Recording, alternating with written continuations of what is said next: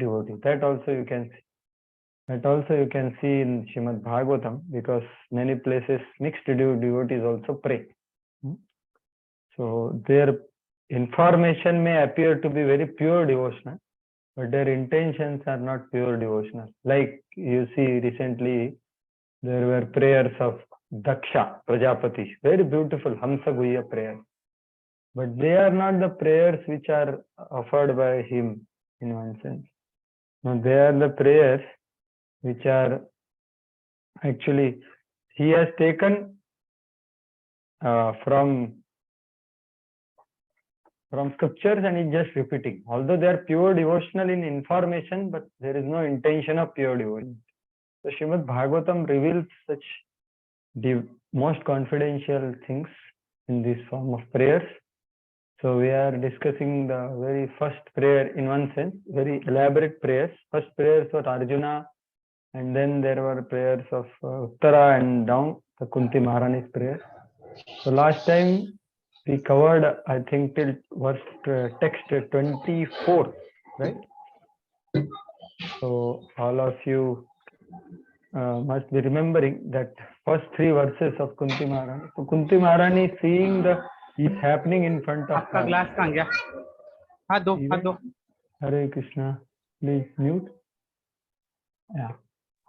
Kunti Maharani is unable, seeing the events taking place in front of her eyes of Krishna's protection, and Krishna is about to leave. That time also he protected Uttara.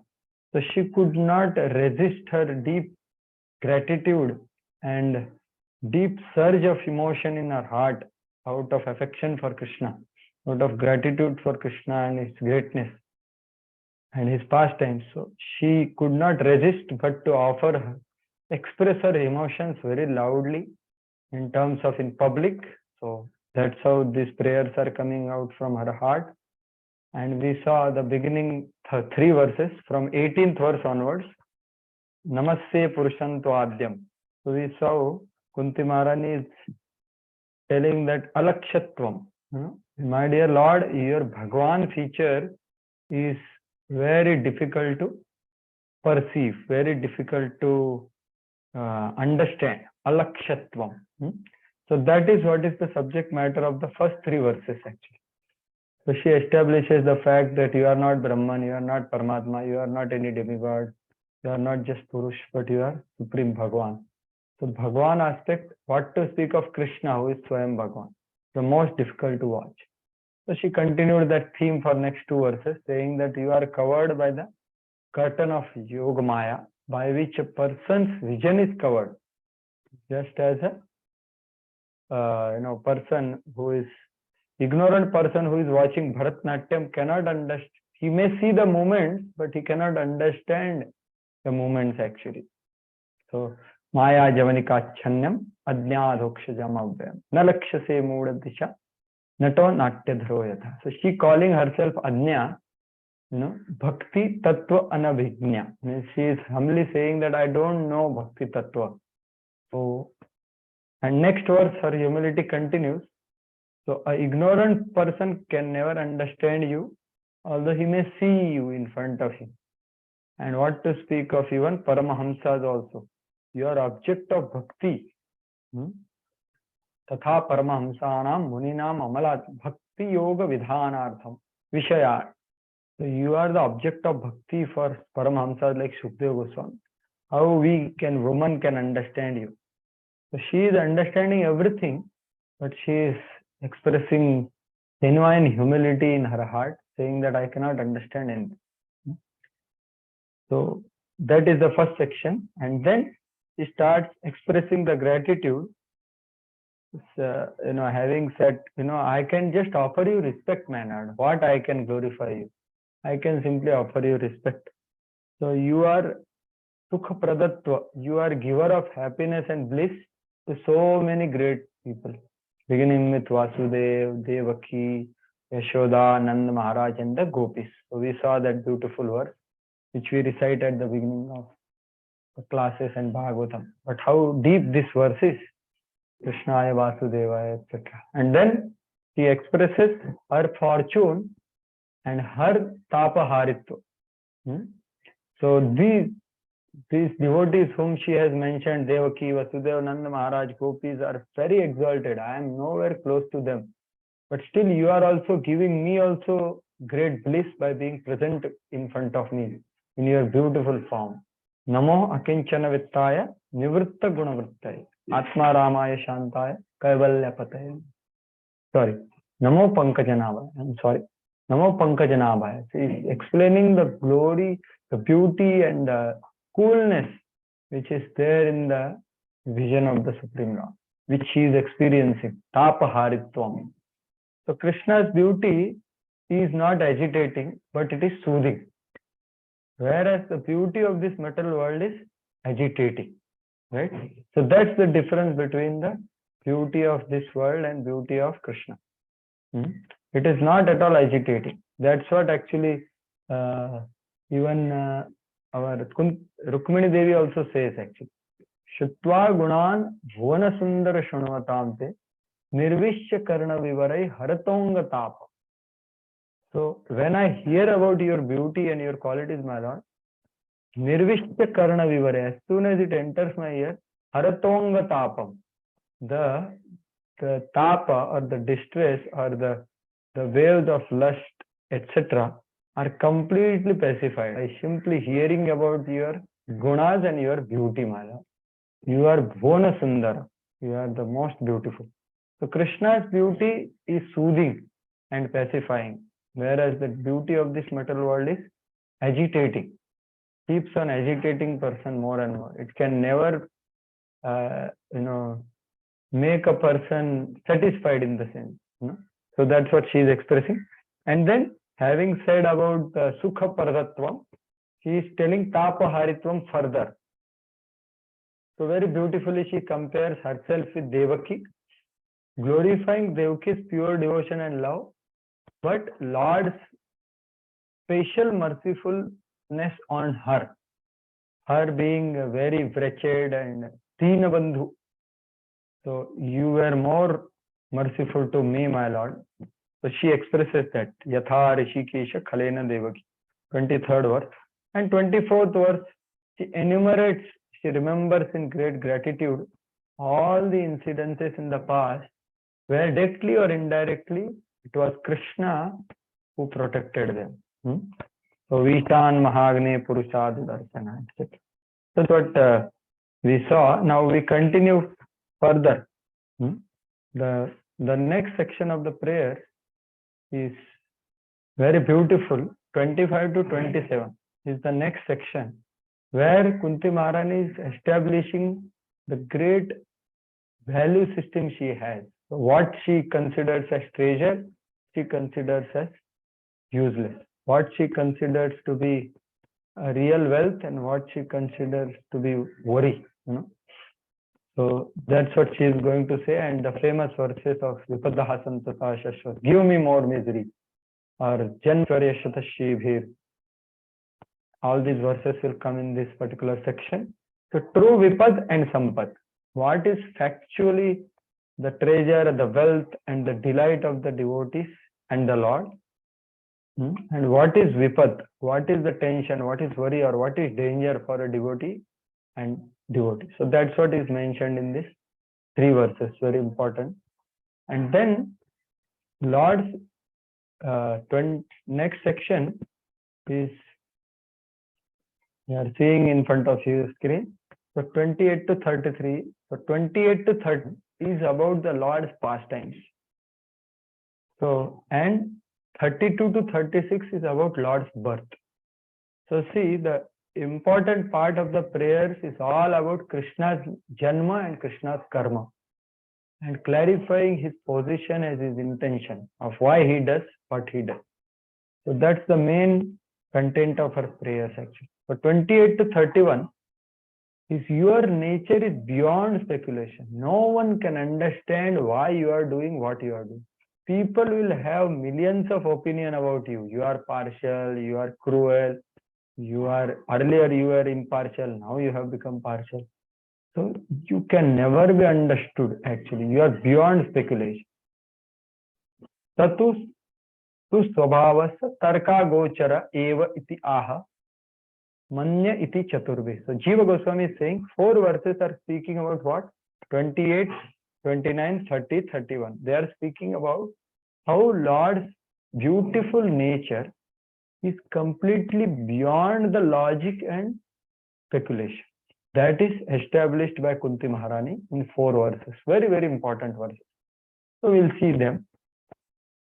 And then 32 to 36 are many opinions about Lord's appearance. Actually. So how? Because very difficult to understand. So many people say you appeared for this. But why Lord appears actually? That is what is told in this verse. We'll try to cover till this point. Let us see how it goes. And then the last sections are, it is inappropriate, my Lord, to leave us now for you. So now it is more danger for us. But your living is not proper. And then lastly, and the beautiful section of her genuine desire she is expressing, that let my mind be flowing towards you like Ganges, to cut all my familial attachments, although they are devotees, pure devotees, but I don't want them to be, I don't want them to come in my mind without you, without connection with you. So that's what she prays at the end and ends with Nam Sankirtan in the 43rd verse. So that is what is the overview of prayer. So let us begin from verse 25, and we'll try to see how much it goes today. We'll try to cover the karma and janma of the Lord. So verse 25. So this is one of the most famous verses. Hare Krishna. Hare Krishna.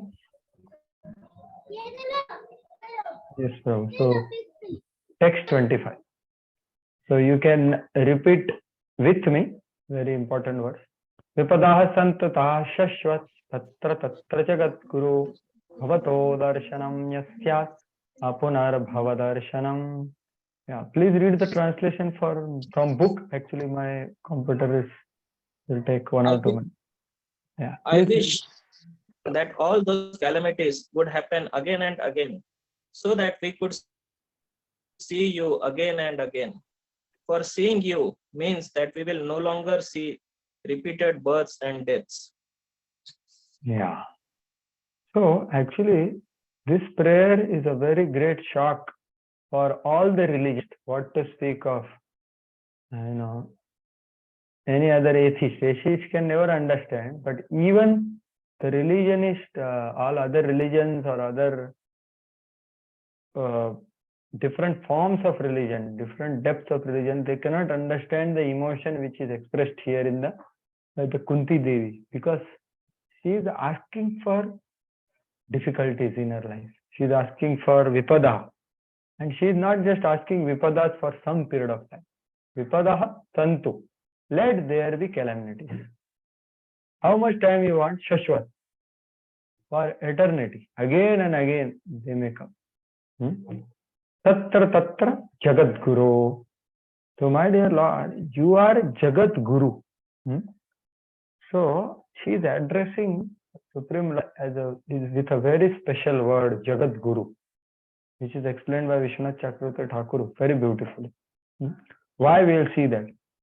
So let there be vipadas always. Why? Bhavato darshanam yatsya. Because when vipadas have come in the past, we had your experience, your remembrance, and your glance upon us. So Srila Swami says, darshanam means avalokanam, means your glance. The Lord's glance was upon them, because they were taking shelter of the Lord in the difficulties. So when that glance is there, then there is no question of apunar bhava darshanam. So we may say that Kunti Maharani appears to be entered in the attaining liberation, apunar bhava. So that is not the case. This is the side effect actually. The main thing she is experiencing in the glance of Lord, in the experience of Lord in difficulties, is the sweetness of experience. So that's what Jiva Goswami says. Apunar bhava darshanam means, he says that the experience of sweetness which we had in Vipadas will not be present otherwise. So that's why I want them. So it is not that I want miseries. I want the sweet experience of your shelter. I want sweet experience of your remembrance, which is comes in a very helpless way. That sweetness I want to experience. So we have to clearly understand here that it is not that she is asking for vipadas in the literal sense. She is asking for Lord's association. And Lord's association is easily available in vipadas. That's why I want vipadas. So that's the substance of her asking. And the form of asking is the vipadas. Right? So that is what this verse is talking about. So let us see what Jagat Guru means. When I read this, I was deeply touched actually. What Srila Vishwanath Chakravarti Thakur says. So Jagat Guru. So why is saying? So you are able to see below. It's from Vishwanath Chakravarti Thakur commentary. Jagat Guru, hey Jagat Guru, hitakaaritvena sakrupotha. Means what? You always wish well for us. So out of that well-wishing feeling, hitakaaritvena sakrupotha, which is born from your mercy. So Guru is one who always thinks about welfare of disciple, and he wants to give mercy to disciple. It is not that one who just keeps on instructing his Guru. No, he is always thinking about welfare of disciple and wants to give mercy of Lord to disciple. So hitakaaritvena and sakrupotha. So what is born from your mercy is Vipada Anjan. Vipada Anjan is the ointment in form of calamities. Pradhanena, after avoiding that, because you are Jagat Guru, you are avoiding this Vipada Anjan. What happens by that? Sampat prasada ghurna dhvamsi. Means what? Sampat prasada means the sense of unsteadiness or sense of intoxication or sense of complacency which comes because of sampat. Sampat prasada ghurna. So ghurna means what? A person is intoxicated, he cannot see things as they are. Ghurna is that. Ghurna means gloat. Gloat also. Means person is in great material satisfaction. He is not able to see this world in a right spirit. Right? His vision is intoxicated. Like a drunken man, he is not able to see things as they are. Although his eyes are open, he is not able to see things as they are. Because of his state of, his disposition in his heart is improper. So she is saying that you destroy that ghurna, you destroy that unsteadiness, you destroy that intoxication which is born from material comforts, material facilities, etc. Dhvansin means you destroy that. How you destroy? By giving the anjan of vipadas. And why you do? Because you always think of our welfare and you want to give us the mercy. So you give us vipadas. So that is the meaning of Jagat Guru. So this is the nature of the Supreme Lord, which he is expressing. So the whole point is actually, as we sing in Guru Puja also, we sing in, just now, in beginning we sing, no? What Guru gives us, no? What we sing in the beginning, Om Ajnana Timirandhasya Jnana Anjana Sharakaya, correct? So, the Guru gives us the vision of knowledge by which we see things as they are, right? Or we sing in Guru Puja also. What we sing in this similar context about the vision? Yes, what we sing? Anyone can say? Chakshudan dilo jai. Yeah, Chakshudan dilo jai. You give us, hey spiritual master, you give us the charity of proper vision. So that is actually the mercy of Guru. Mercy of Guru means we are able to see things with right disposition, right frame of mind, and right in a right way as it is. So she is glorifying Krishna like this, and she is saying that this is Vipadanjan is what removing the ghurna. Ghurna is the intoxication which is created by sampat. So, my dear Lord, you are our Guru, you are our well-wisher, you are very merciful on us. So, please give me more and more. So, that's the emotion she is undergoing. So, that's why actually it's very important that when we hear from spiritual master, our vision should change. Because what we see, we see something, then we perceive them based on what we hear, and then we interact, and then there is further things which happen, right? So it all begins with the vision or sight. That's why it's very important. So Srila Prabhupada in his purport also explains these different words. So Prabhupada saying that, only a pious person like, Artha Jidnyasu Artharthi Jnani, Prabhupada quotes Bhagavad Gita, they can approach the Supreme Lord. Therefore, for a pious person, if there is some calamity, he has no other alternative because he has faith, he has piety.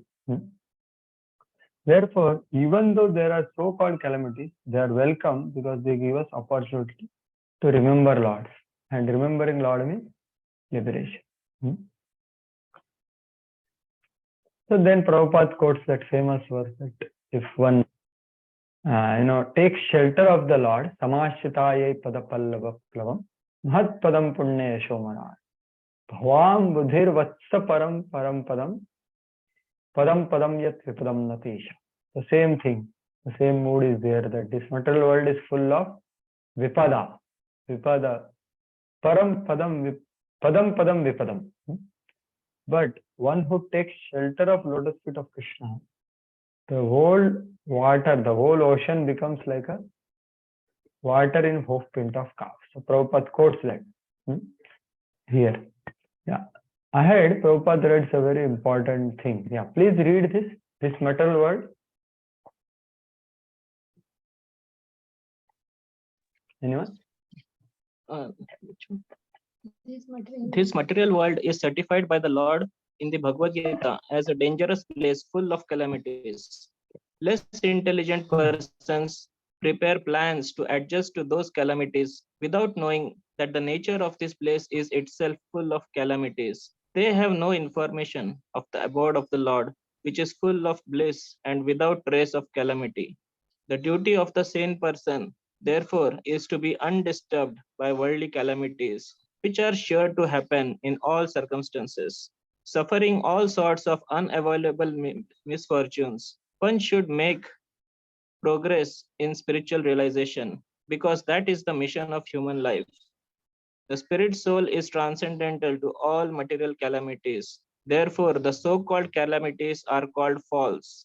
A man may see a tiger following him in a dream, and he may cry for this calamity. Actually, there is no tiger and there is no suffering. It is simply a case of dreams. Yeah. So here very important point Prabhupada is telling is what is our vision and what is our goal in life. So vision of this material world, the calamities are inevitable. They are sure to come and they are unavoidable. So it is not that they are going to change whatever you do. So what's the duty of a sane man? Sane man is an intelligent man, that he doesn't get disturbed by them. Matra sparshastu konteya shitoshna sukha dukkha. He doesn't get disturbed because his goal is different. His goal is not to progress in that direction, but his goal is to mission of human life, spiritual realization, approach the Supreme Lord. So this is what Prabhupada is telling. And on top of that, he is telling that all these miseries are false actually. They are superfluous. Like, we saw in Vedvas vision. Actually, the miseries are superfluous. Anartha upashamam sakshat. So they are false. And Prabhupada is giving a very graphic example of the misery experienced in a dream of a tiger. So how much real is? To the degree we are in the dream or remain in the daydream, to that degree the misery is real. Otherwise, it is completely false. For a person who has got up from the dream and he understands that dream is not the reality, so then he understands that these are all false. These are all superfluous to. It is all about body and subtle and gross body and relationship with the body. That's all. So these are all miseries. Although they are unavoidable and sure, and I need to tolerate, but more than that, they are false. They are so-called calamities. They are not actually calamities. Actual calamity is forgetfulness of love. So that's what is being said here. That see this world and experience in a proper perspective. If misery is experienced, it is in dream. So the point here Prabhupada makes, which is the most important, is the foolish people make plans to adjust those dreamy situations. Less intelligent person prepare plans to adjust those calamities. So this is what is a loss of time, energy and endeavor. Because we are trying to adjust something which is false. So that should not be done. Rather, the plan has to be made for spiritual progress in the mission of human life. So this is what actually Prabhupada is telling here very emphatically, that let us see the world in a right perspective and expect the miseries, but don't get affected by them. But deal with them on their level, value them as dreamy and false, but still you have to deal with them. But keep focus on the goal of pure devotional service. So that's what is the thing. So actually, these dreams, what do you mean by dream? We see Jiva Jago, Gaura Chandra Bodhi, right? So these dreams are created by upadhis or designation. So dreamy designations which we have as upadhis, which are, I was telling avidya, asmita. Asmita is the upadhi. That designation creates different desires, and that desires lead to distress and all the problems. So we have to see actually what is my eternal upadhi and try to be in that position, or have that disposition of being servant of Krishna, servant of Vrajvasi, like that. Then the artificial upadhis will not affect us so much, although those upadhis we have to perform our duties. The duties have to be performed while experiencing the miseries. So as we have heard this statement, I think Prabhupada's disciple in Juhu, he would made that statement. In this material world, the pain is inevitable, but suffering is optional. So what does that mean? That the pain means the extent of the experience of body and mind will be inevitable. But the suffering means how much you get affected by it is optional. In the sense that the more we understand it to be dreamy and false, to that degree, we don't get affected by it. Although we undergo it, we go through it, but our focus, our goal is different. So we don't experience it so much. Like, Bhaktivedanta Swami Maharaj in his cancer, great pain, but he was saying that this is the most fortunate position I am in. Like that he was sharing with his godbrother, actually. And he's writing that poem that, my dear cancer cells, you and me are in the same body. Actually, there are so many devotees, like recently His Holiness Kadamba Kanan Maharaj, his spiritual master, His Holiness Jayadvaita Swami Maharaj was heartily appreciating his disposition in great pain, was saying that how determined he was to chant in that condition, how determined he was to tolerate the pain without taking any painkillers, etc. So that is what these examples, contemporary examples, are showing us actually, that suffering is optional, but pain is inevitable, and that will come, or that is unavoidable, but it has to be dealt with a right vision and right disposition. So that's what Prabhupada tells here, that contact with the Lord by any of the 9 devotional services is always a forward step on path going back to Godhead. So that's the point actually. In the Vipadas, we should be taking shelter of the Supreme Lord. Contact the Supreme Lord through Shravanam, Kirtanam, Vishnu Smaranam, etc. So that is surely taking ahead us in mission of human life. Otherwise, it will go in the other direction. So as I was mentioning before, that Bhaktivinoda Thakur is singing also, no? Tomara sevaya dukha beya to seoto parama sukha seva sukha dukha parama sampada nashaya vidya dukha. So he very beautifully says that whatever distresses I get in serving you are my greatest source of happiness. So similar mood of Kunti Maharani, he is praying. So what is anticipated and expected here is how we see this world and how we see these vipadas which come in our life. So vision is what awarded by spiritual master, by opening eyes. What do you mean by that vision? Is just as the acronym you are saying. So V stands for what we value. Do we value what we value in our life? That's the question we ask. Based on that, we see things in this world. What is our identity? As I was telling you, the designation. Based on that, we see what is the Shastric information we have. Like we say, na, Shastra Chakshu. We should see this world through Shastra. Through ears, we should see. So what is Shastric information we have? That is SI. O is what are our obsessions. More we are obsessed about something, we see that only. And other is negativities in our heart. That also filters or eclipses our vision of this world. If we have negativities towards certain situations or towards certain persons. Obsessions about objects or situations and pleasures, etc. So these things actually eclipse our vision.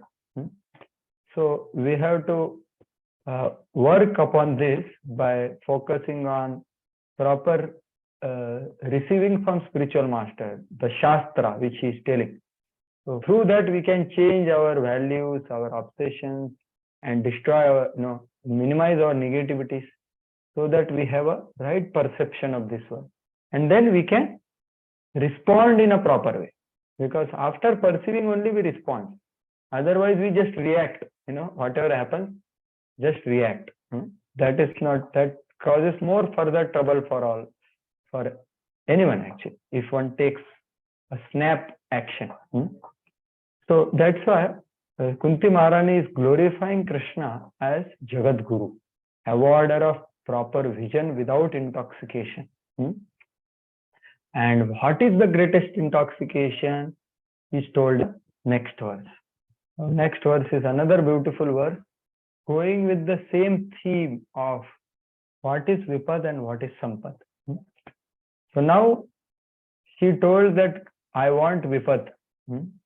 Now she is telling the Sampad of this world is Vipad for me. Iha loke, so that's what she is saying. Next famous verse, text 26. Janmaishwarya Shutashvibhir Idhamanam Adhapuman Naivarhatya Vidhatum Vai Tvama Kinchana Gocharam. Yeah, please read the translation. Translation. My Lord, your lordship can easily be approached, but only by those who are materially exhausted. One who is on the path of progress, material progress, trying to improve himself with respectable percentage, great opulence, high education, and bodily beauty, cannot approach you with sincere feelings. Yeah. So he is telling a very important aspect here, that what is the greatest weapon is this verse is speaking. Janma, Aishwarya, Sita, Siddhi. So these four things, when one receives in this world, like high birth, great opulence, wealthy family, great knowledge, and great bodily beauty. These four things. Edhamana madaha. So what is madaha? Madaha is intoxication or pride. Edhamana madaha means what? Progressively increasing pride. Puman, in person. So this is the greatest problem, because it causes intoxication. Why it is problem? Naiva arhati abhidham vai. Because such person who is intoxicated with these four things cannot feelingly call out your holy name. Naiva arhati. He is not deserved to call out your holy name. Abhidatum means vaktum, means calling out. Why? Why he will not able to call out? Because from akinchana gocharam. Because your nature is what? You are akinchana gocharam. You are approached easily by those who are materially exhausted. Materially exhausted means those who don't think that they possess these four things. So they are akinchana. So who are akinchana is told in the next verse further. But akinchana gocharam. That's why, because you are approached very easily by material poorish people. That's why those who possess these four things and they are proud of it increasingly, they cannot call out you with feeling. So that is her meaning. So Srila Vishwanath Chakravarti Thakur says that Loke vipada, Loke sampada eva vipada, like that. She is saying.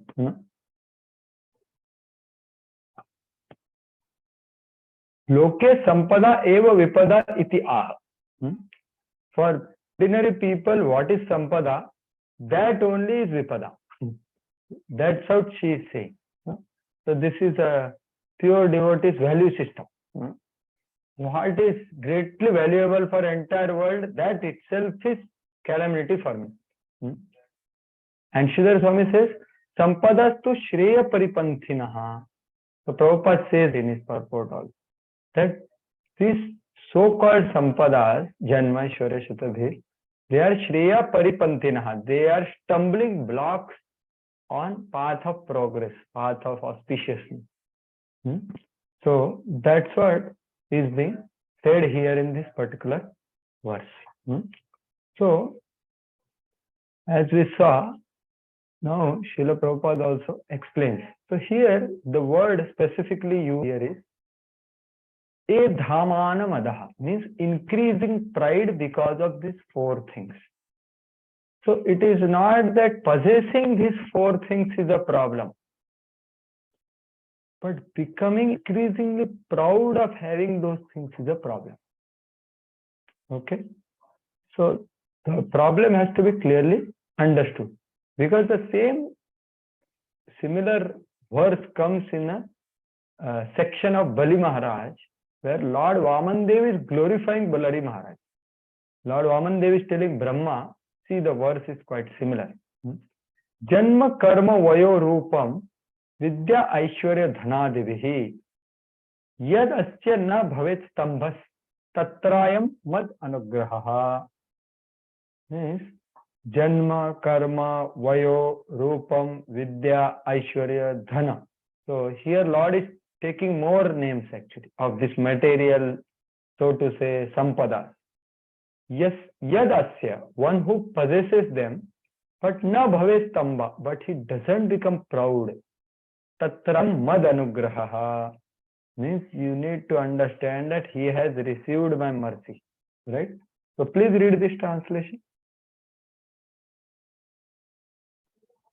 If a human being is born in an aristocratic family or a higher status of life, if he performs wonderful activities, if he is youthful, if he has personal beauty, a good education, and good wealth, and if he is nonetheless not proud of his opulences, it is to be understood that he is specially favored by the Supreme Personality of Godhead. Yeah.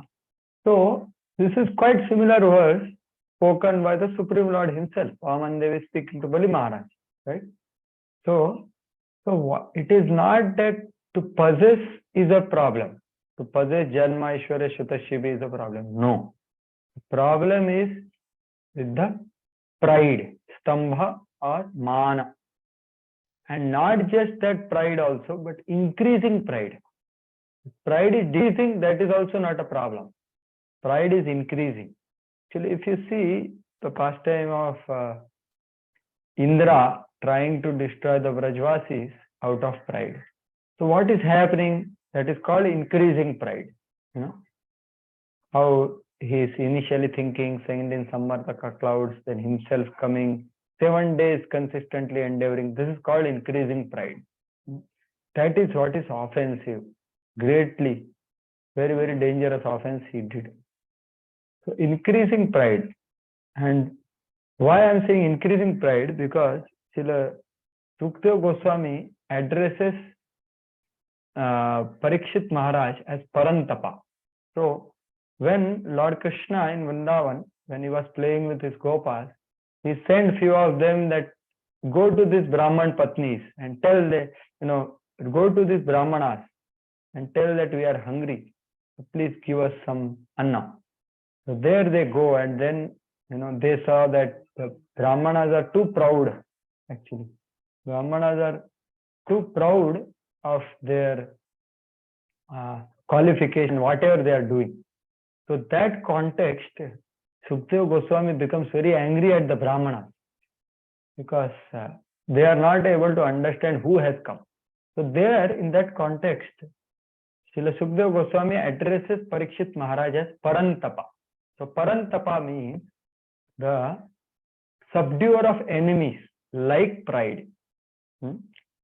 So why I am saying this is, Sukadeva Goswami is telling Parikshit Maharaj, my dear Parikshit Maharaj, you are capable of subduing the greatest enemy called pride, because you identify it and you try to subdue it. So it is no more increasing pride. Even if it comes, you subdue it, right? So that's what is the essential aspect here which he is telling. So just a minute, I'm sorry. I'll just take one important call I have to take. I'm sorry, I'll just mute myself. Till that time, I would request you to read this purport, this part, first part. Okay, please read this.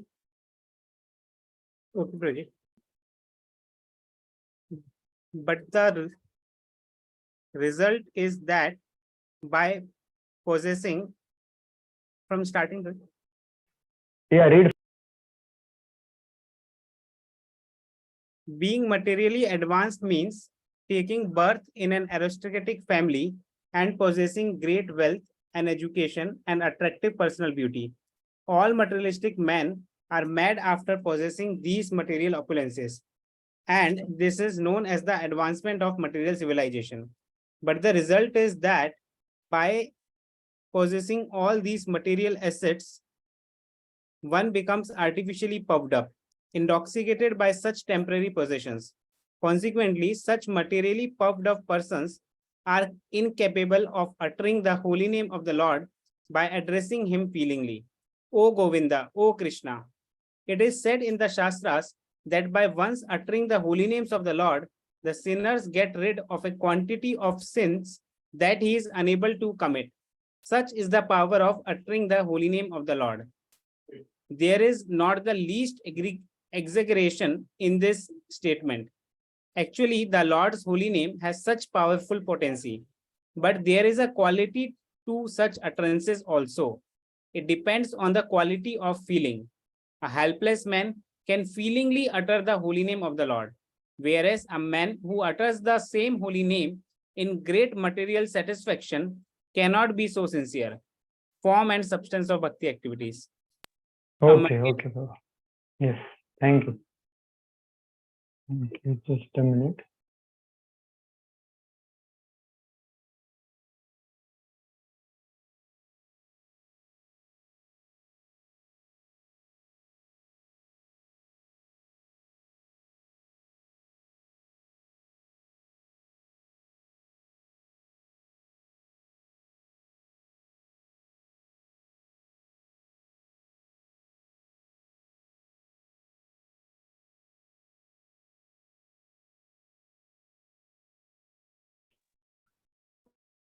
Sorry, Prabhu. So here Prabhupada is addressing what we discussed, right?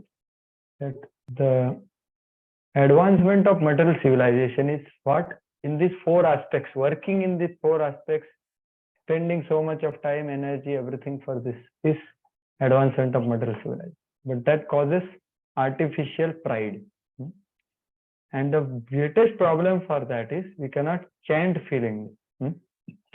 So Prabhupada is saying here that there is a quality to such utterances. So there is something called form and there is something called substance of bhakti activities, what we do.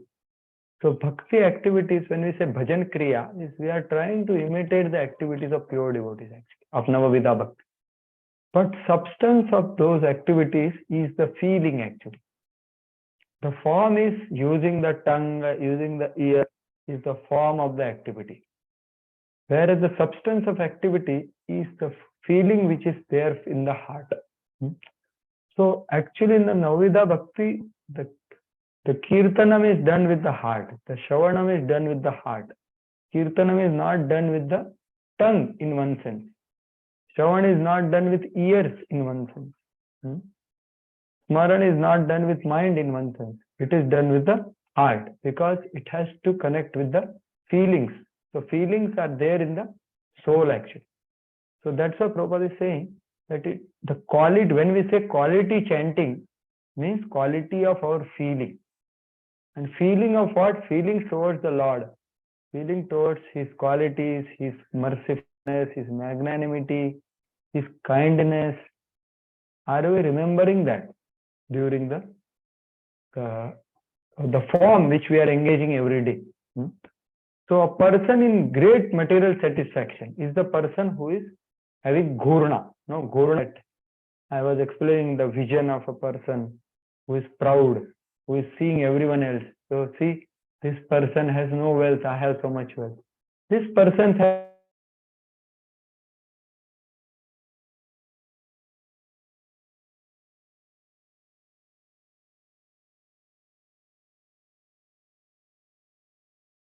and this person is born in a Mlecha family and I am born in a Brahman family. Such vision and such disposition is there in his heart. So he cannot call out the holy name. He cannot be sincere, Prabhupada is saying. So that's why the ghurna will be removed by the spiritual master actually, when we understand properly. So here Prabhupada is telling that although the holy name is so powerful that, person cannot destroy sins which he cannot even commit. But the effect or the result will be experienced based on the quality of the utterance of the holy name. Quality of utterance or quality of the substance of the devotional practice of Shravanam, Kirtanam, Smaranam, Archanam, Vandanam, Dasyam, whatever services we are engaged in day-to-day life, what is the substance of it? Are we taking shelter of the Lord? So that's what, the dependence on the Lord. That's the substance. That's the quality of feeling. And that's the quality of our every devotional activity. So that's what Pad actually is saying in the first paragraph. And then he goes on to tell, which already we discussed, that how they are stumbling blocks on the practice or progress of devotion. So to speak, disqualification. These four principles of material advancement are, so to speak, disqualifications for progress and path of spiritual advance. The material covering of spirit soul is an external feature as much as fever is an external feature of the unhealthy body. General process is to decrease the degree of fever and not to aggravate by maltreatment. So what is this fever? So Prabhupada is, telling the pulse of the materialistic civilized, materialistic mentality person. So he becomes feverish when he sees these four things and he wants to acquire these four things. So to the degree we have that fever, to that degree, we will not be seeing this world properly. So there is a story of Bhaktivedanta Saraswati, the daughter-in-law and son, the mother-in-law. So she has that much fever, so I want to have more fever. So that is the material world, that is the material competition. So that's what the decrease of the fever has to be there. And that fever means the wrong vision, the intoxication. So same thing Prabhupada is writing at the end. The principle of life should be to decrease the degree of material intoxication, which leads one to more and more illusioned about aim of life. So this is what is happening all over the world through advertisements and through talks and through all the public newspapers, WhatsApps. What is noted, what is circulated, what is talked about is all about material intoxication of these four. So we should not become illusioned by that and just focus on the aim of life. And they are called disqualification. Yeah, here Prabhupada is saying. In what sense they are disqualification? Can someone say? What is the problem with them in the sense of spiritual advancement is concerned?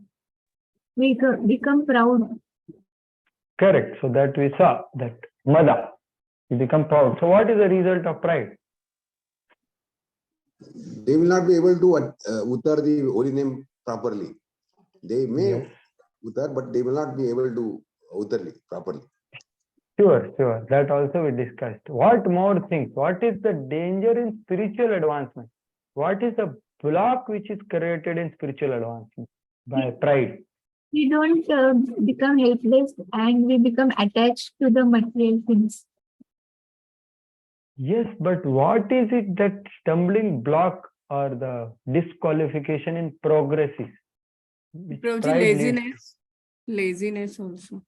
Laziness. Okay, you are saying all correctly, but I am looking for one thing which is most detrimental. Attachment to the Lord will be decreased. Yes, surely. But what happens because of pride? Prabhuji, we cannot feelingly call out the Lord. Yes, but what happens because of pride? We cannot feelingly call. Agreed. Not be able to take shelter of the Lord. Yes, but what more happens generally because of pride? What did Nalkuer Manigriv do? Or what did Rom Harshana did? They think that they are the enjoyer. Yes, see, Rom Harshana became proud of knowledge. The Nalkuer Manigriv became proud of their wealth and their birth, right? So what happened to them? Fall down. Fall down. Correct, but why it happened? We don't understand the need of taking shelter of the Lord. We are not humble. We don't understand our position that we are servant and Correct. Lord. You are going closer. So what happens by pride? We start feeling we are enjoyer. We are the enjoyer in this material world. Yes. So Prabhuji, we will not be able to remove man, buddhi, ahankar sort of. Yes, but what did Rom Harshana do? What did Nalkuer Mani when Narad Muni came, or when Balaramji came? Or Offended the Lord. Yes. Respect. Anand Mohan Prabhu said rightly, that is the greatest problem in bhakti. What is that? Offended the Lord. Offense. Yeah. So pride is the root cause of offense. So that is why it is greatest stumbling block. Pride. E dhamana madah puman. So when increasing pride, then you offend Lord, offend his devotees. So this is what is the case. Like today is Vakreshwar Pandit's disappearance. So today morning we heard about Devananda Pandit. And we heard about Srivas Thakur also, right? So Devanand Pandit was actually proud of his learning of Bhagavatam, but he offended Srivas Thakur because of that pride. So the greatest danger which created by the pride of these four things is offense. Vaishnava aprad, seva aprad, all these apradas will happen because of not proper vision. What is offense? The essence of offense is to see something related to Lord with material outlook is the essence of offense. So tadiya, that is nothing but that which is connection with Lord, like devotees and other items, we see them as material, and that's what is the beginning of offense. So that's how this is, and sure enough, all other things happen by that. When once you commit offense, then all other things are the children of it. That's why Kunti Maharani is addressing the root of the problem, that is pride. So pride creates all the further things. So that's why only a foolish people who have wrong value system have fever. Fever, fever means too much interest to acquire. What they want to acquire? Female enjoyment, or for female male enjoyment, or fruits of action, or facilities, followers, favors, fame. All these things on material level. This fever is there in the people who are foolish, who are ignorant of the real goal of life. So they have the fever and they end up in committing aparad. So puja, labh, pratishtha, the fruits of action, different facilities and opposite sex. So gross to subtle sex, everything comes in this, right? This fever. So that's why we have, why it is disqualification? Because it leads to offense. And this actually, two examples already I gave. Roma Harshana Sutta was thinking that I am sitting on Vyasasana. But Balaramji felt that, he is acting like Natasya iva ajitatmanaha. He thinks he knows, but he has no good qualities. So such a heavy punishment, can you imagine? So because Balram is Adi Guru, he is teaching us that lust is not a big problem. All other problems makes a person humble. But pride of these four things is very dangerous. So he just takes a trinad grass and says that you are not trinadapi, so you die now. So he kills him. Soma is the same case. Soma actually is a big story, but Soma in Bhagavatam 9th canto, you can see he was very beautiful, he was very powerful, he conducted many sacrifices, Ashwamedha Yajna, but he became proud. So he had a fight with his guru and he took part of demons also. He actually kidnapped Guru's wife, can you imagine? So person becomes completely mad. He cannot understand what he is doing. That's what is the danger of these four things actually. So it's not that four things are a problem, but wrong disposition while using these four things is a problem. So increasing pride is a problem. So in conclusion, what I meant to say is that in conditioned state, all of us have these things to some extent or other, right? And there is a tendency to become proud. So what is important is, to the degree we detect the pride, it is not pride. More we are in hearing from spiritual master, reading Srimad Bhagavatam, then we'll understand the problem that I am getting in, and then it will not increase. But we don't understand like Indra, then we'll commit offenses. So that's what is the problem. So going further, now having said that, now Kunti Maharani is praying to Krishna, saying again, my dear Lord, my desire is to give me more vipadas. So I offer you obeisances again. So she saying in text 27, Namo kinchana vittaya nivritta gunavattaye atma ramaya shantaya Kaivalya Pataye Namaha. Yeah, please read the translation.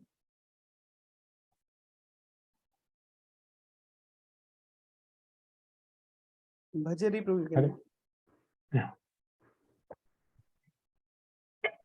Should I read, Prabhu? My obeisances are unto you, who are the My professional. obeisances are unto you of materially improvise. You have nothing to do with action and reaction of material modes of nature. You are self-satisfied, and therefore you are the most gentle and are master of moist.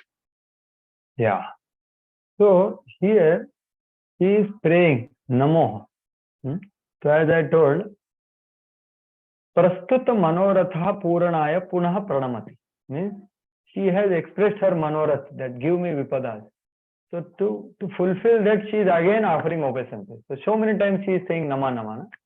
Earlier also, if she began, she told Krishnaya Vasudeva. Now she is again Namo Akinchana Vittaya. Why?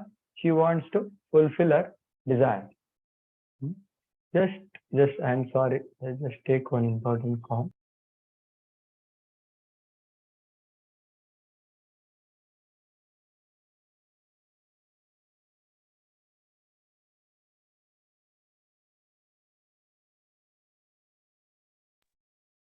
Now, please read the first part of the purport. A living being, please read.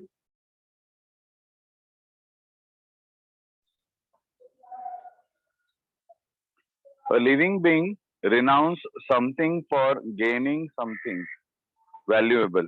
A student sacrifices his childish proclivities to gain better education. A servant gives up his job for a better job. Similarly, a devotee renounces the material world not for nothing but for something tangible in spiritual value. So should I continue? Yes, Prabhu. Okay. Srila Fine, Rupa. Wait. Yeah. So here, just first part you read. So Prabhupada is telling about, you can give up something when you have something better. Something tangible in spiritual value. Then only one gives up the material world. So he is defining this word called akinchana in a very elaborate way. So before going to the explanation, let us go to the verse first. So she is saying Namo Akinchana Vittaya. So this word Akinchana Vittaya has two meanings. What is meaning Akinchana Vittaya? Akinchana Bhakta Eva Vittam Sarvasam Yasya Tasmai. Means to that Lord whose only wealth, whose everything is his Akinchana devotees. So this is addressed to the Lord actually. Akinchana Vittaya means one whose wealth is Akinchana Bhaktas, whose Sarvasva, whose everything is Akinchana Bhaktas. To that Supreme Lord, I offer my obeisance. That is one meaning. That it is telling us about the Lord and Lord's wealth, Lord's treasure, Lord's hidden treasure is his Akinchan devotees. That is the meaning, one meaning, Akinchana Vittaya. What is another meaning? Akinchana Vittaya means those devotees, Akinchana Vittaya. So one meaning is about the Lord. So she is offering obeisances to them. So one may say that like previous verse was also telling, right, about Akinchana. Means you are property of impoverished, materially impoverished. So what is glorious in being worshipable of the beggars? If someone asks this question, Akinchan appears to be like materially impoverished. They don't have Janma, Aishwarya, Shuta, Shibit, nothing. But you are their worshipable person, or through you are approached by these beggars. So is it the glory of Lord? Like that someone may ask. So the answer is given is that yes. yes, it is true, because these people don't have any material thing to look for. So, Srila Vishwanath Chakravarti Thakur is saying that they don't have any. I am just reading as it is what he is saying. He says here that those who do not have anything materially speaking, but possess only you, they are akinchana. And their vitta, their wealth is you. Means what? Akinchana are the devotees who don't possess anything other than you, because their wealth is you, your Naam, Roop, Gund, Lila, or your Satchitananda body. That unalloyed devotees are being spoken here. So they are fully in love with you, and they are very, very rare, and they are very confidential people, because treasure, so vitta or treasure, so Lord keeps them very confidential in his heart. So that is what is the meaning of akinchana vittaya here. So their only property is Krishna and nothing else.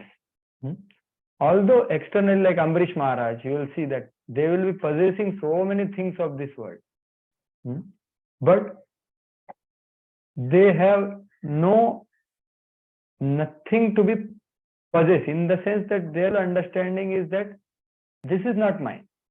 Like Ambarish Maharaj is the best example, that he was seeing all the opulences like a stone, like that. So their only property is only the Lord. So that way they are property of each other. So akinchana vittaya word has this meaning in this particular context. Now the next line is saying that nivritta gunavrittaya. So as I was telling, that someone may ask that is it not where is the glory if you are the wealth of the beggars who are akinchana? So you say yes. The answer is yes. What you are saying is right, because the devotees don't possess anything which is born from three modes of material nature.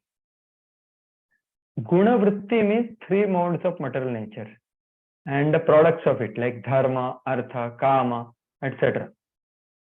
So nivritta, these people are completely detached from this dharma, artha, kama, and even moksha for that matter.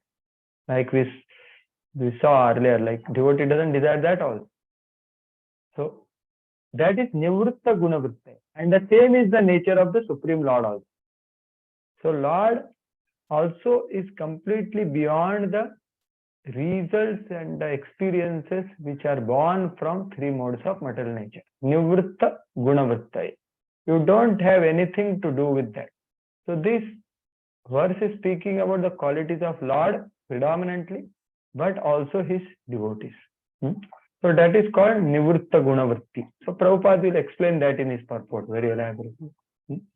Then he goes on to say that Atma Ramaya. So Atma Ramaya means because you are satisfied with your treasure, that is pure devotees, so you are completely satisfied. So that's why you become indifferent to the people who are averse to you. You are indifferent to people who are like impersonalists. For them you become Atmaram. Like that. Then he is telling next thing is what? Shantaya. Shantaya means you are very ragadi rahitam. You are very peaceful when it comes to your devotees committing mistakes. When they commit mistakes, you don't become angry. That is meaning of Shantaya. Ragadi rahitam. Raga adi means anger, attachment. You are rahita of that. So even if your devotees commit mistakes, you forgive them very easily. That is Shantaya. And what is Kaivalyapataye namaha? Kaivalyapati means even if some devotees desire liberation, in form of 4 muktis in Vaikuntha, you are awarder of that. You award those muktis to them. So that is what is meaning of this verse. Now let us go to Prabhupada's purport. He explains actually more deeper these words, what I just now explained.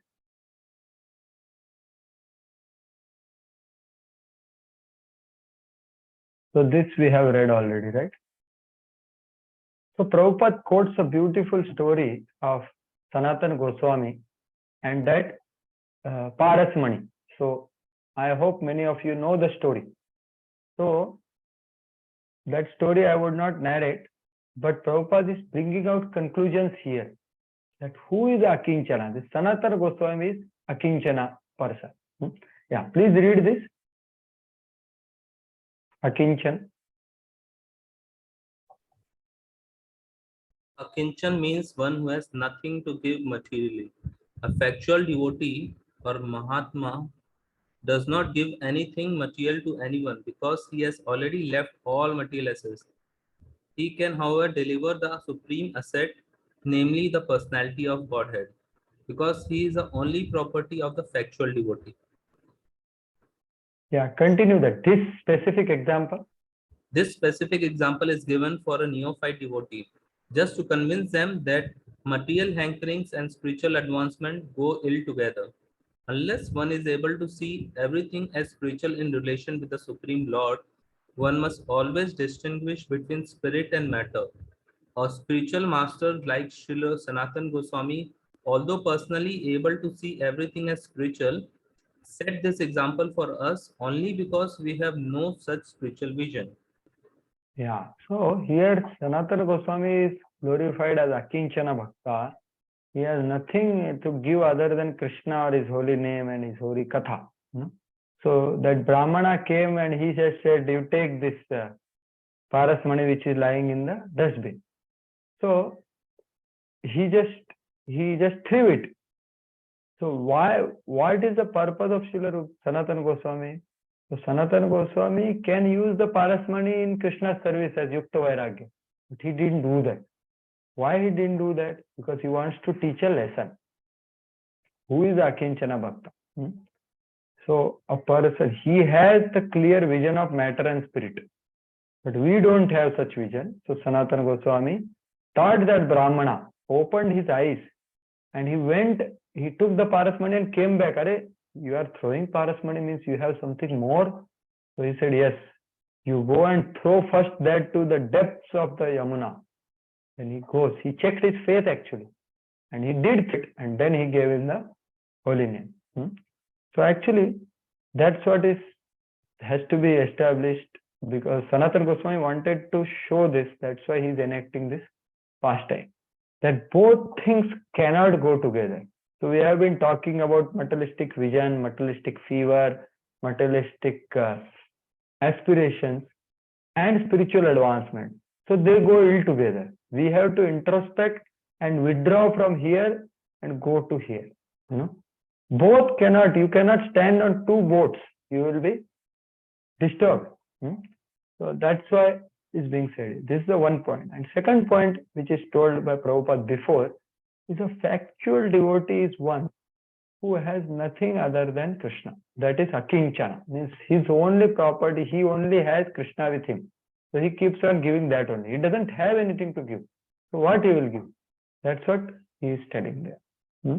So that's why whenever we get opportunity to associate with such Akinchana devotees, we should throw everything and sit at their feet and serve them by hearing from them, inquiring from them, and doing some personal service to them.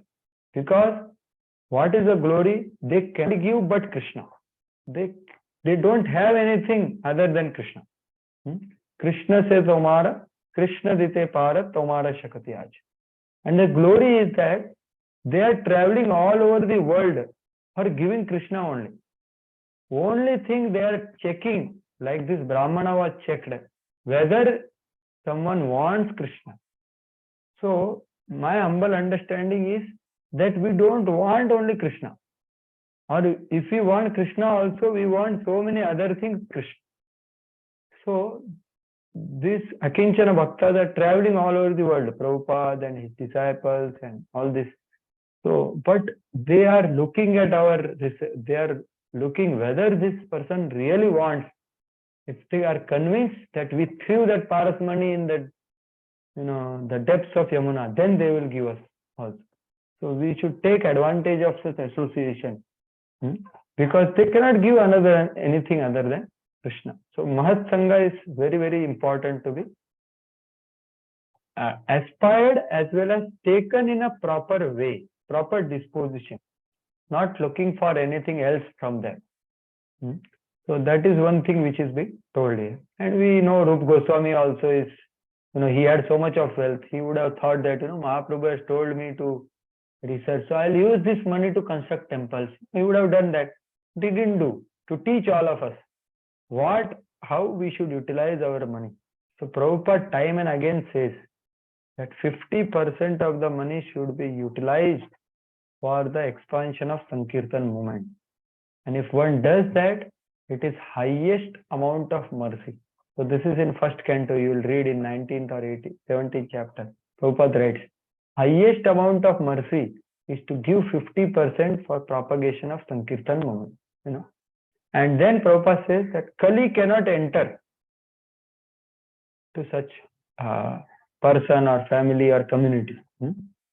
So that's what actually Rupa Goswami, like Sanatana is one Akinchana, Rupa Goswami is another Akinchana. So this already we discussed, that attached advancement of material vision is a great stumbling block for spiritual advancement because of pride, offenses, attachments, etc. So we saw all these things already, right?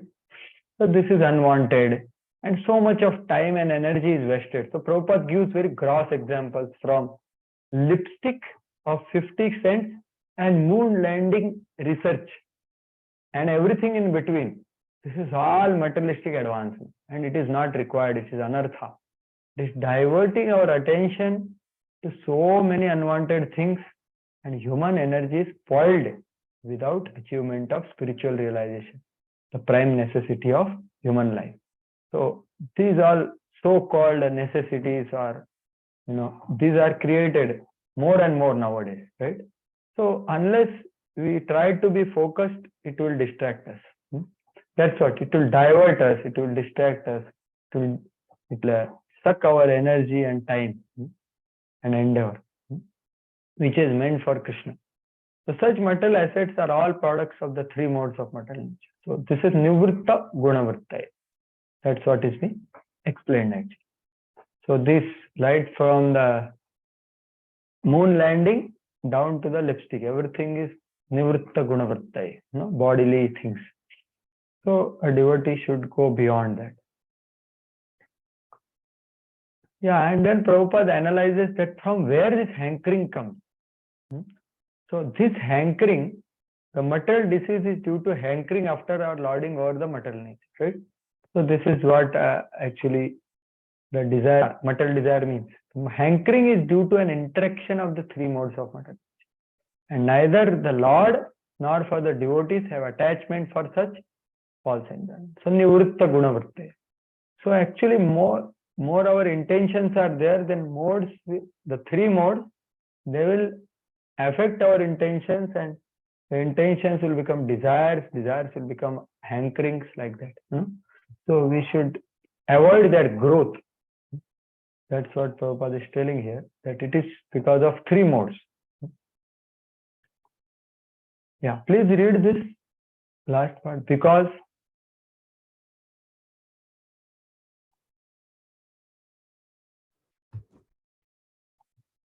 where, Prabhuji? Okay, because the Lord is the property of the devotees, and the devotees are the property of the Lord reciprocally. The devotees are certainly transcendental to the modes of material nature. That is a natural conclusion. Such unalloyed devotees are distinct from the mixed devotee.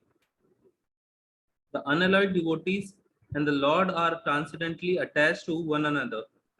Atma Ramya.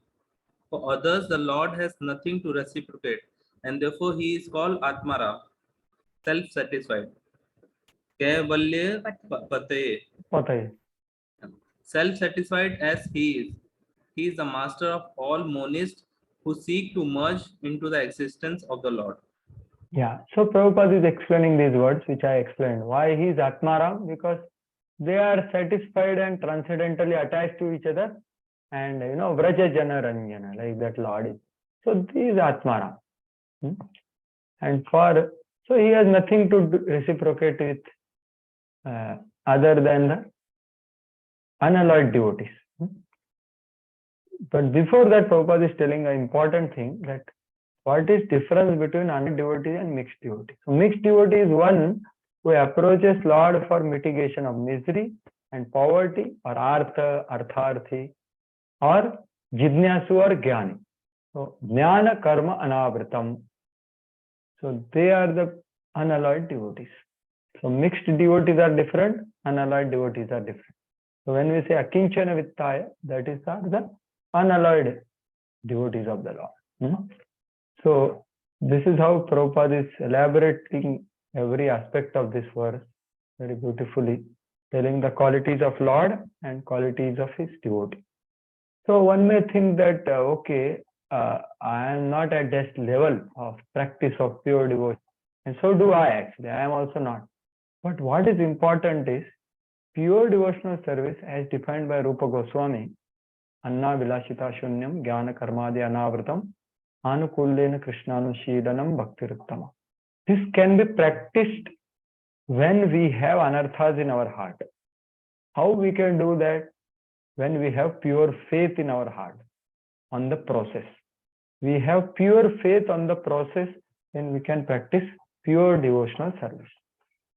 Not that only Kunti Maharani, she is anyway practicing, but we can also practice by developing faith on the process of pure devotional service, which is emphasized in Srimad Bhagavatam. So that's how this section actually ends. So Anuj Prabhu has raised hand earlier and asked some question also. So we will take the end, Prabhu. Is it okay? Because we could complete only 3 verses till now. Now we'll little bit go ahead. So now, having said that, now the second section begins, where Kunti Maharani is telling about the pastimes of the Lord. No? Tarka o agocharatvam means Tava susvabhavastu tarka agocharam iti aha chaturbihi. Means 4 verses are speaking that your nature is beyond speculation. No one can understand why you do what you do. That's the section of next 4 verses. So please hear attentively. It's about the Lord's pastimes, which are the most difficult to grasp. So she is revealing some truths about it. Kunti Maharani, being a very close devotee. So text 28. Vanne tvam kalamishanam anadhi nidanam vibhum tamam charantam sarvatra bhutanam yanmithak kalihi. Yeah, please read the translation. My Lord, I consider your lordship to be eternal time, the supreme controller without beginning and end, the all-pervasive one. In distributing your mercy, you are equal to everyone. The dissensions between living beings are due to social intercourse. Yeah. So now he is telling about my dear Chidar Swami saying, my dear Kunti Maharani, I am Devaki Putra only. You know that I am son of Devaki, I am your nephew. Why you are glorifying me with big words? Akinchana Vittaya, Nivritta Gunavritta, etc. I am just a Devaki Putra. Why you are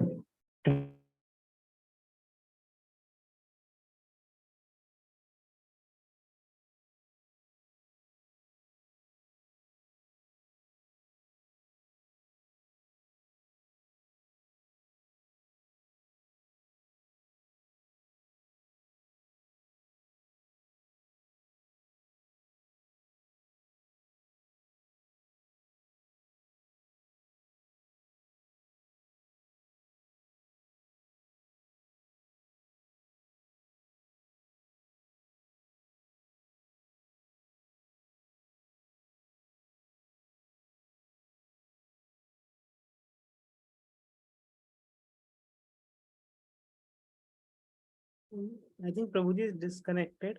Is it for me only or? Yes, bro, we can't hear. Okay. Yeah, we also cannot hear.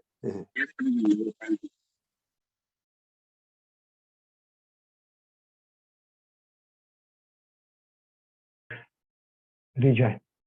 Yeah. So going further, we read this verse. So now in the 4 verses, it is told about the Lord's Tarka Gocharta. That Lord's pastimes cannot be understood by this mental speculation and logic. You cannot understand. So what is being said here? So 4 verses are going to speak about. Okay. So this is the first verse in that. Manye Tvam Kalameshanam. My dear Lord, you are not just Devaki Putra, but you are Kalameshanam. I know that you are time. You are Antaryami actually. Time means you are Antaryami. And Ishanam means externally you can control anything and everything. Even Brahma and Shiva. I have seen in the battle how you are in full control. So you are not just Devaki Putra. No? I know that you are Kalam. You are Antaryami. And you are controller externally of anything and everything. Anadi Nidhanam Vibhum. You have no beginning and you have no end. Because you are all powerful. So the materialistic mind has the conception of anything in this world has beginning and end. That's why we think. So Lord has no such, we cannot think in the same way towards the Lord, because he has no beginning and no end. And anything which we perceive, experience in this world has beginning and end, right? So she is saying like, and you are samam charantam sarvatra. And Lord may say that, okay, Devaki Putra, but how is it that, I am becoming charioteer of Arjuna? No, you equally are disposed towards all of everyone and everywhere, sarvatra. Then why people have different opinions about you? Because of their own misunderstanding. So Prabhupada interestingly translates here that dissension is because of social intercourse. It is not because of you being partial to some people and favorable to some people. No, you are equal to everyone. So this is the first Siddhanta she is establishing in this verse as well as next verse. Next verse also she is going to speak something similar but more deeper than this verse. So that's how this verse is telling that, my dear Lord, you are equal towards everyone. Although you are Partharthi, right now you are taking side of Arjuna, but still you are equal. But why people are thinking different opinions? Because of their social intercourse only. They are seeing Vaishamyam in you. People perceive impartiality in you, which doesn't exist in you. So that's what she is saying actually. So this is one meaning, which is what is explained by Srila Prabhupada. There is one more meaning here, which is given by Vishwanath Chakravarti Thakur, is that, see, you are dealing with pure devotees, is you are Vittar pure devotee, Akinchana Vittaya, right? And then you are Atma Rama for everyone else. You are indifferent because you are with your pure devotees, your wealth. And what about devotees who commit mistakes? You are forgiving them. You don't become angry. Shantaya. And Kaivalya Pate. Some devotees desire liberation. You give that. So Lord's dealing. So same theme continues. So for Lord's offenders or those who offend devotees, Bhakta Aparadhishu Sanharatvakam Aha Kalamiti. So those people who offend your devotees, you manifest as Kalam. That is another meaning of this particular Manye Tvam Kalamishanam. So Lord's dealings like that. So to offenders you come as death, as Prabhupada says that to atheists Lord comes, gives darshan as at the time of death, right? So that's what is being said. So although in your personality we see some attachment, some indifference, some beneficiary activity, and some partiality and impartiality. But you are not partial. You are equal only. So that's what is being said. Now, how it is? So Prabhupada explains in a purport. He emphasizes the point: when person misuses his free will, he ends up in suffering because of the destiny. So destiny is the cause of suffering, not the supreme law. So that's the main point here. So Prabhupada explains what already I said about Paramatma and everything. It's the first part of the purport. So without his sanction, not a blade of grass can move. The living beings are given as much freedom as they deserve. Misuse of freedom is the cause of suffering. So the freedom is given according to the how much one deserves, how much he uses properly. Like for example, Narada Muni is completely free. Because there is no question of misuse on. Like that. Yeah. Last part you can read, the green thing. No one is therefore either an enemy or friend of the Lord. Everyone is suffering and enjoying the result of his own destiny. This destiny is made by the living beings in course of social intercourse. Everyone here wants to lord it over the material nature, and thus everyone creates his own destiny. Under the supervision of the Supreme Lord. Yeah. Yes. So here the reason is given by Prabhupada that why people perceive Lord as partial. Because of their wrong mentality of lording over and acting on that in their social intercourse, they create karma, and that result of that karma is happiness or suffering. So it's all about them only. It's desired by them, sanctioned by the Lord, and executed by the material energy. So they experience their own effects of karma in their social intercourse. It is not that you are partial to some and you are impartial to some. No. You are samam charantam sarvatra. Now, lokanam yan mithakkali is written. So there are some difference of opinion among the people. So who will solve that? That is told in the next verse. That is, Srila Vishwanath Chakravarti Thakur gives this link. Yeah? See, Vishwanath Chakravarti Thakur. Who will decide the truth about you if there is a disagreement? If two people are saying about particular thing about you, that you are like this, you are like this. Another person is saying you are like this, you are like this. So how to solve that disagreement? He said no one can decide. This is explained in the next two verses. Nanu tatra kalaha tattva nishchayakaha ko bhavet. Who will give the concluding remark about your activities? He says no one can be. So that is the next verse. Naveda kaschid bhagavat chikirshitam tave hamanasya nranam vidambanam nayasya kaschid daitoste karhichit dveshyas chamasyasmin vishama matir nranam. Yeah, please read the translation.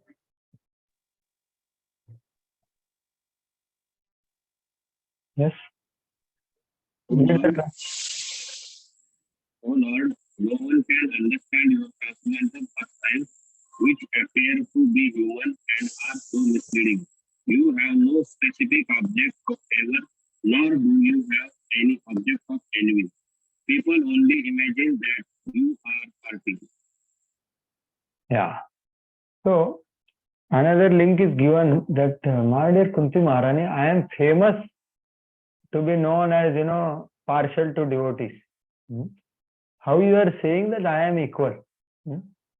Like that, if Lord says, Kunti Maharani is answering in this verse, that no, my Lord, you are equal only.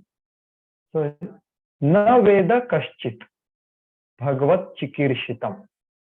No one, kaschit means anyone, will understand the intentions of your actions. Chikirshitam is what you desire, your pastimes. Bhagavan, tava ihamanasya nrinam vidambanam. So when you come in this world, you have particular desires.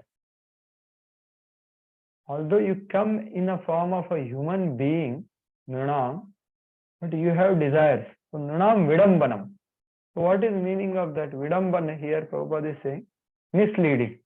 You are misleading people by coming and no one can understand what is happening. So Nunam Vidambanam. Nayasya Kashit Daitosti Karishit Dvesha. For you, there is no dear. For you, there is no hatred towards anyone. But only because the people have different conceptions about you, they think that you are partial. So Prabhupada is saying you are abode of, what is he saying? Yeah. In purport he will write. So what is being said here is Nunam Vidambanam. Means what? When Lord comes as human being, Nunam, he apparently imitates activities of humans. This is one meaning. Vidambanam. So here we have to understand why Lord does what he does. So his activities are very complicated.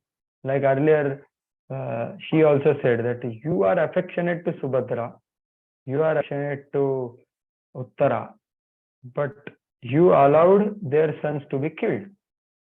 You are most,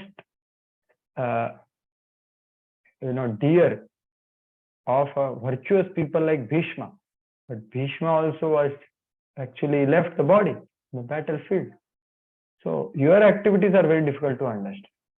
So why Nunam Vidambanam means two meanings are there. Now first meaning of Nunam is people in general, Prabhupada is saying, right? Nunam means what? People in general also have qualities, beauty, their natures, their interactions, their charitra, and they are glorified to some extent in this world.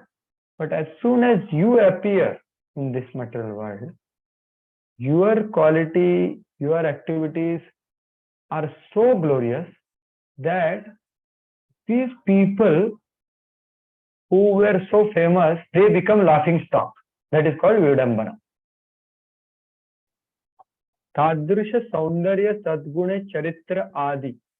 These all things they were possessing in a very great way. But when you come, when they say your beauty, when they say your good qualities, when they say your charitra, then all the mortals who were so-called famous become laughing stock. Vidambina eva bhavati eva bhava. So this is one meaning of Nunam Vidambanam. Nunam means people in general who are having beauty, good qualities, good charitra, etc. But when you appear and you perform pastimes, then these people, actually your is so glorious, so high, there is no comparison. So they become the laughing stock, right? Like Prabhupada says that, the Mrs. whatever, Miss Universe is like cockroach in front of the beauty of the Apsaras. And Apsara beauty is like cockroach in front of the gopis, like that. So it's all relative. So laughing stock, it becomes a laughing stock. That is one meaning of Nunam Vidambanam Ihamanas.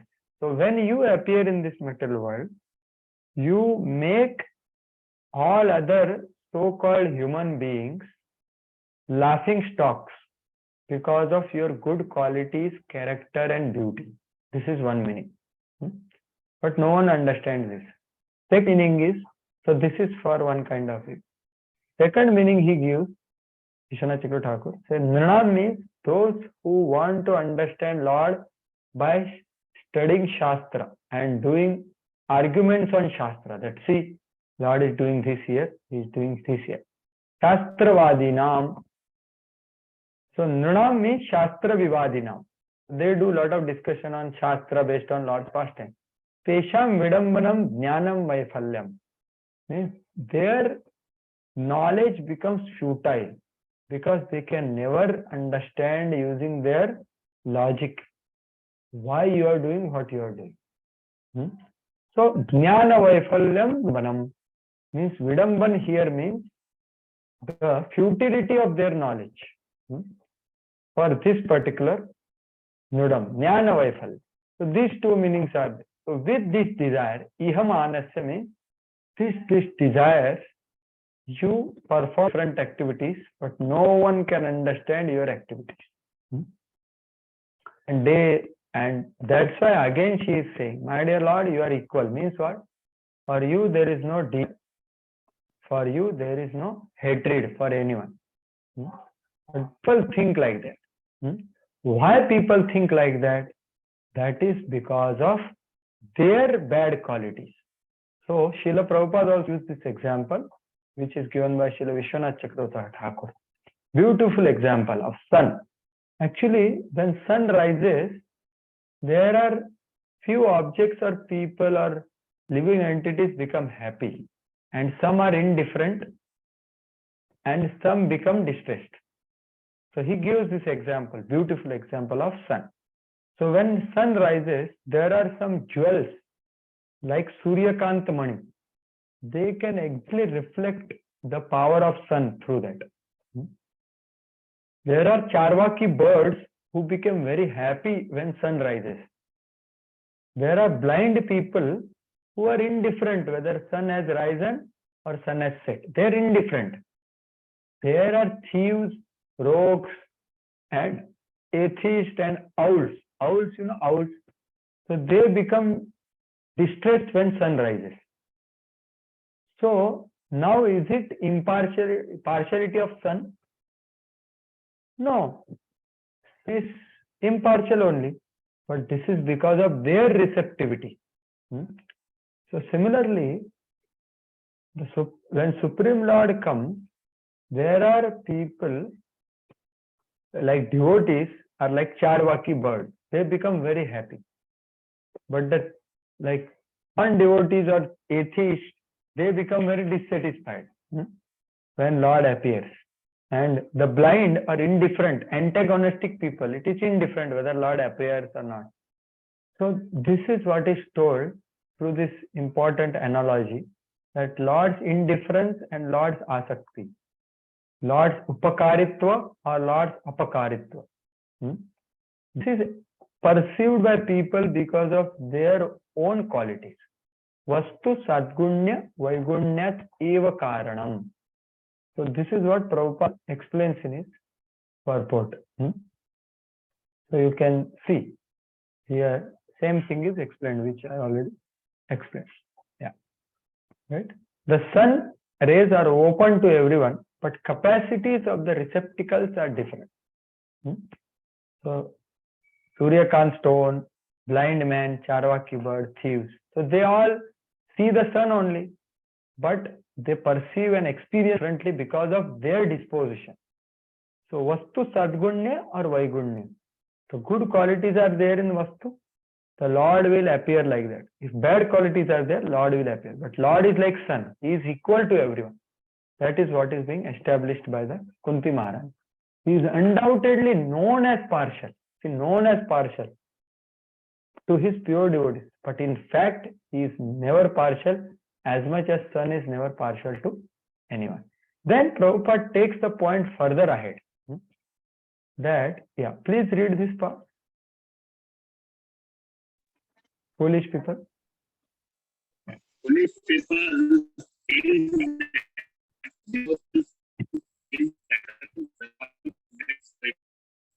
actually, the pure devotees who are engaged in the transcendental loving service of the Lord are not a mercantile community.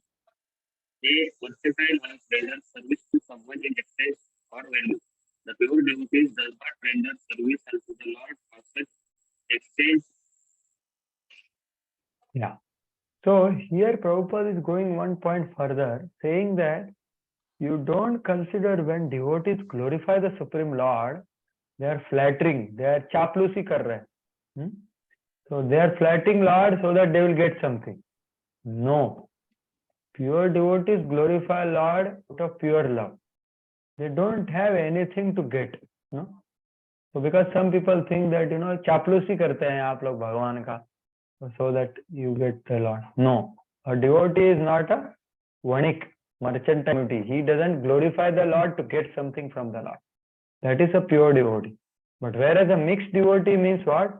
he wants something. Artha, Jidnyasu, Artharthi, Jnani. So Prabhupada gives that example here. That when purpose is served, they have no connection with Lord. But the pure devotees are not like that. They just glorify Lord for pleasure of Lord. So the mercy of Lord is open for him, but he is reluctant to receive it.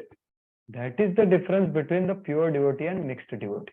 So mixed devotee is, as soon as his purpose is over, he doesn't want Lord's mercy, although mercy is available.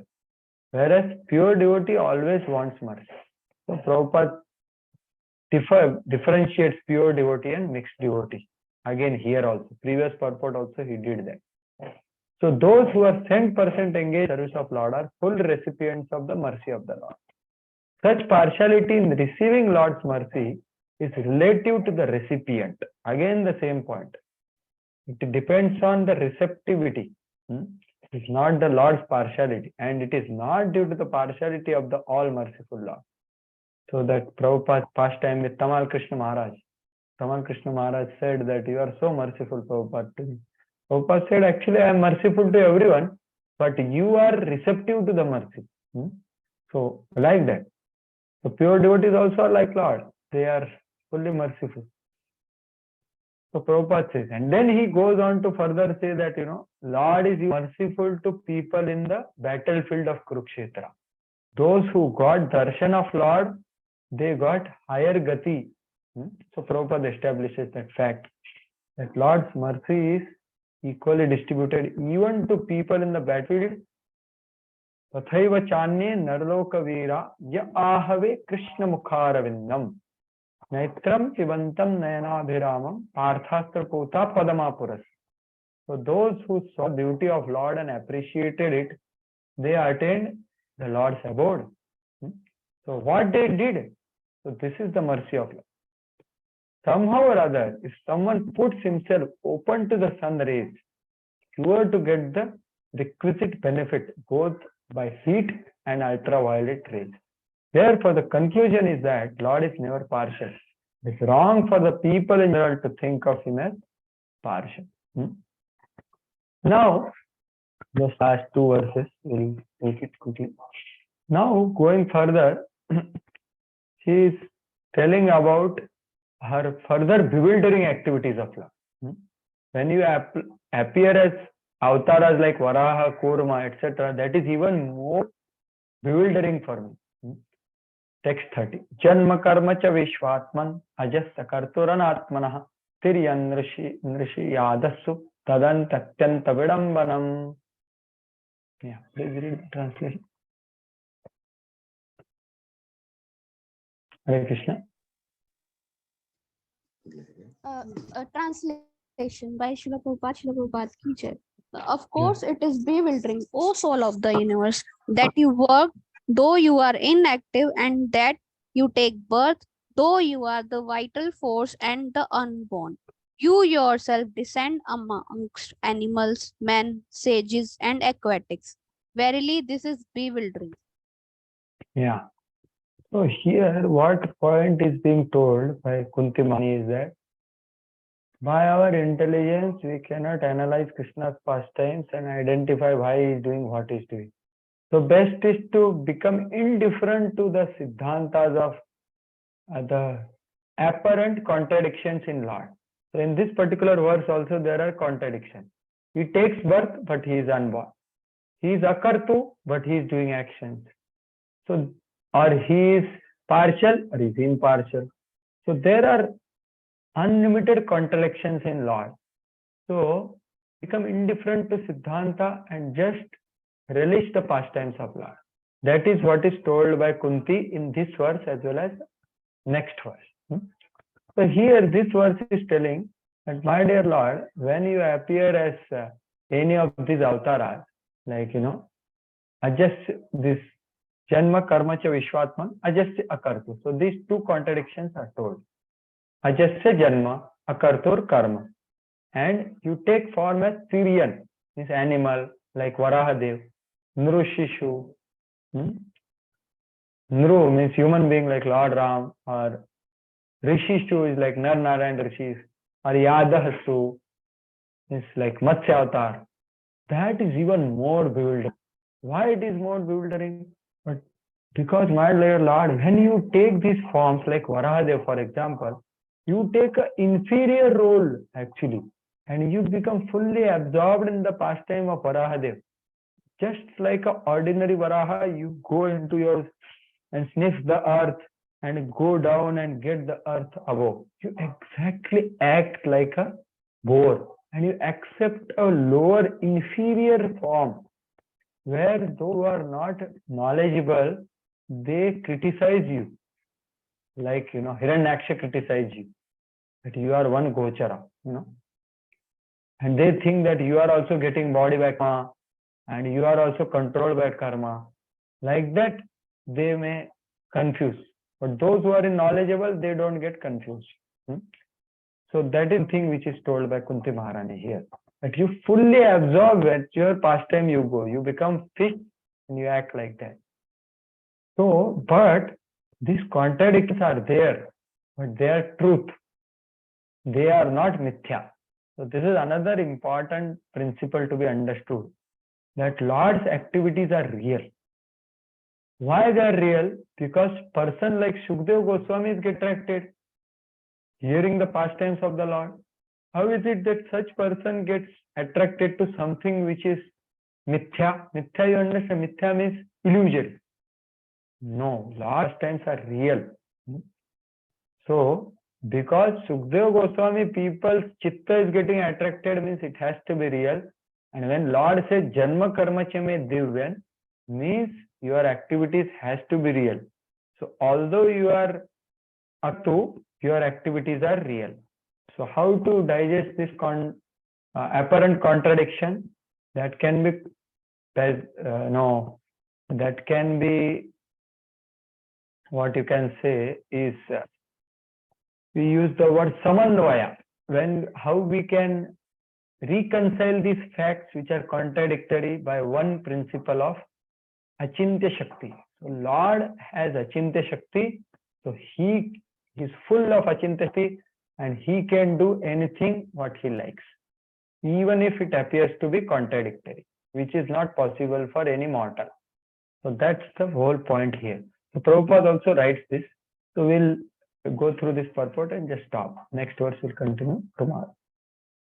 Prabhupada says the same thing. The transcendental pastimes of the Lord, not only bewildering but also contradictory.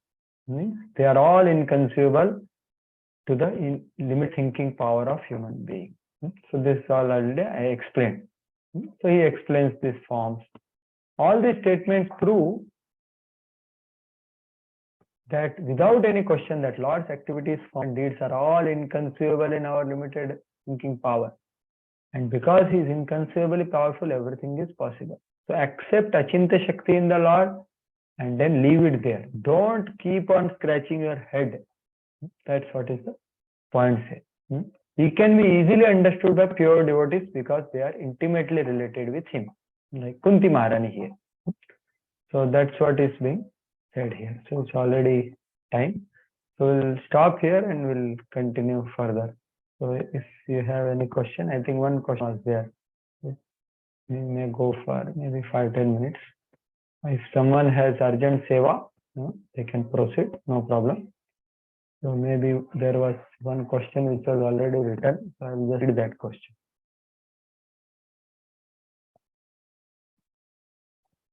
Is there in chat box? Prabhuji, I had asked that, that got clarified. Okay, that got clarified. Okay, fine. Anyone else has anything? Just to understand, like my confirm my understanding, I was thinking Akanchana from the perspective of like materially impoverished, but I think that deeper, more important meaning is that they have Krishna as their property. Yes. So earlier I was thinking, like if they are materially impoverished, they may desire for something material, and then that sense they may not ask for Lord, but because they have Lord as property, so that thing will not be there. Yes, correct. So whether they have material possessions or not, it doesn't much matter for them. Like for example, Amrish Maharaj had so much, whereas Kolavicha Siddhar did not have anything, right? So it doesn't matter because they possess Krishna. So neither they get diverted by them, neither they aspire for. So like that. This is the akinchana thing.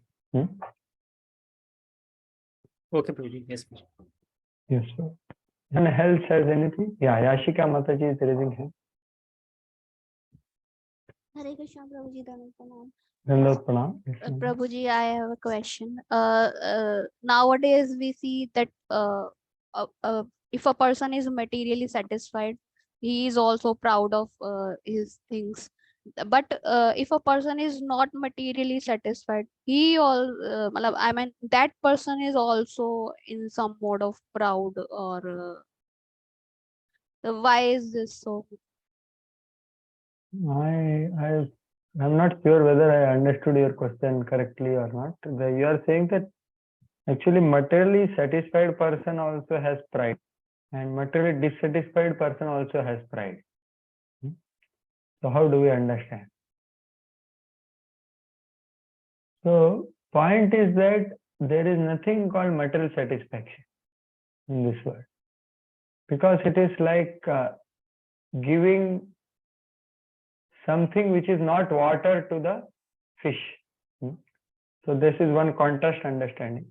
But on material platform, no one can be satisfied. That's why you can see the people in this world, always they want more and more and more, right? So only a devotee whose goal is not material, he can be materially satisfied, right? Yadrichaya labha santushto dvandvatito vimatsaraha. Means whatever comes to his accord, he thinks that okay, this is what I deserve, and I will try to manage with this because my focus is to practice devotional service. So that is the devotee's disposition, which is ideal while living in the material world. But when it comes to karmis, I think you are asking about that. Karmis in the sense of the people who are not much thinking about devotional service. So there is no question of satisfaction because of the bombardments of the advertisements and the vibration around, where even if he is satisfied, if he opens his eyes and hears something, he will think that I don't have this. So this kind of advertisements are nowadays, you see, neighbors envy, owner's pride, and so many actually the kind of vibrations and the advertisements which are done. So materially person is very rarely satisfied. Unless he has some spiritual substance, it's impossible actually. So these are few thoughts, Mataji. I don't know whether it addressed your question or not. Yes, Prabhuji. It is. Yeah. Thank you. Anything else? Anyone else wants to comment, clarify, question, anything based on what we discussed today? Very, very essential verses. Actually, it took little more time. Next time we'll continue further, but okay. Hare Krishna. So I thank you all very much for giving opportunity to think about the Kunti Maharani's prayers. Thank you very much. I think tomorrow is the glorious Ratha Yatra festival. I think next week we have to meet. So next week in 2 classes we'll complete the chapter. Surely. So we'll continue in the next week. Okay. So thank you all very much. Grantharaj Srimad Bhagavatam ki jai. Srila Prabhupada ki jai. Srimati Kunti Maharani ki jai. Hare Krishna. Hare Krishna.